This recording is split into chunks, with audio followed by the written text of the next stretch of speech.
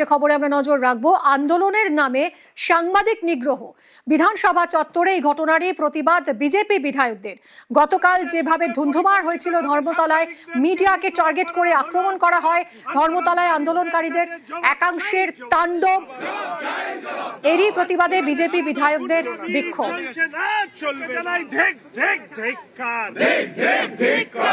পুরুষদের মতন সাংবাদিকদেরকে নিগ্রহকারীদেরকে জানাই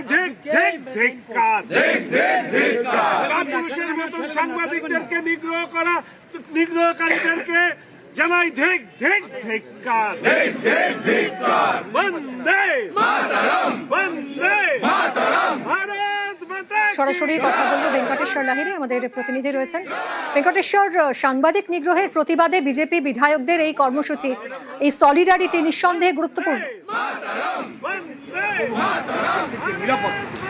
একদমই, তুমি যেভাবে দেখেছো গতকাল সাংবাদিকদের উপর যেভাবে নির্মম অত্যাচার হয়েছে এবং সেই ঘটনার প্রতিবাদ গতকালই আমরা দেখেছিলাম মুখ্যমন্ত্রী শুভেন্দু অধিকারী করেছিলেন এবং যারা এই ঘটনায় জড়িত তাদের বিরুদ্ধে ব্যবস্থার কথাও তিনি জানিয়েছিলেন। আজকেও বিধানসভার অধিবেশনে মুখ্যমন্ত্রী স্পষ্ট বার্তা দিয়েছে, যারা এই ধরনের ঘটনা ঘটিয়েছেন তারা চিহ্নিত করা হয়েছে, তাদের বিরুদ্ধে ব্যবস্থা করা হবে। এবং আজকে বিজেপি বিধায়করা বিধানসভা চত্বরে তারা প্রতিবাদ করেন, সাংবাদিক নিগ্রহের প্রতিবাদ করেন এবং বিধানসভার সামনে যে আম্বেদকরের মূর্তি রয়েছে সেখানে এসে তারা প্রতিবাদ কর্মসূচিতে অংশ নেন। আমার সঙ্গে এই মুহূর্তে দুজন সাংবাদিক রয়েছে যারা একসময় সাংবাদিকতা করতেন, সন্তু পান এবং মানব গুহ। তাদের সঙ্গে একটু কথা বলি। আজকে বিজেপি বিধায়করা যে প্রতিবাদ করলেন সাংবাদিক নিগ্রহের ঘটনায়, তারাও কিন্তু এই সাংবাদিক নিগ্রহের ঘটনার আজকের প্রতিবাদে অংশ নিয়েছিলেন। মানব, সেটা হচ্ছে আপনি একসময় সাংবাদিকতা করেছেন, এখনো সাংবাদিকতা করেন, গতকালকের যে ঘটনা তার প্রতিবাদে আজকে আপনারা সরব হলেন, বিধানসভায় প্রতিবাদ জানালেন। যতদিন সাংবাদিকতা করেছি ততদিন প্রতিবাদ করেছি সাংবাদিকদের মারধরের বিরুদ্ধে, সেটা সিপিএম আমল হোক বা তৃণমূল আমল হোক বা এখন হোক। সাংবাদিকদের নিজের কাজ করতে দিতে হবে।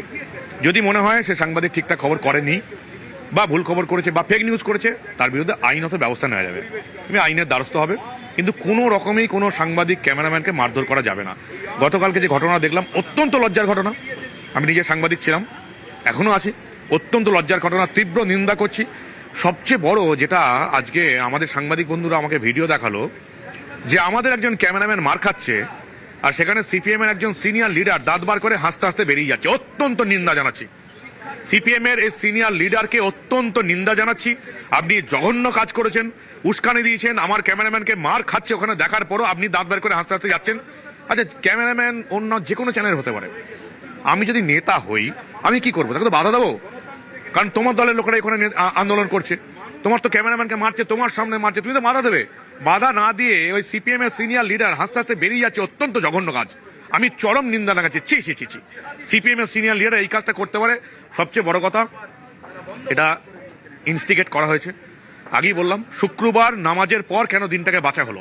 মমতা বন্দ্যোপাধ্যায় তোষণ নীতির জন্য যাদেরকে গুন্ডা বানিয়েছে সিপিএম, তাদেরকে কাজে লাগানোর চেষ্টা করছে। সেই জন্য মুর্শিদাবাদে, মালদাতে ঠিক শুক্রবার নামাজের পর দিনক্ষণ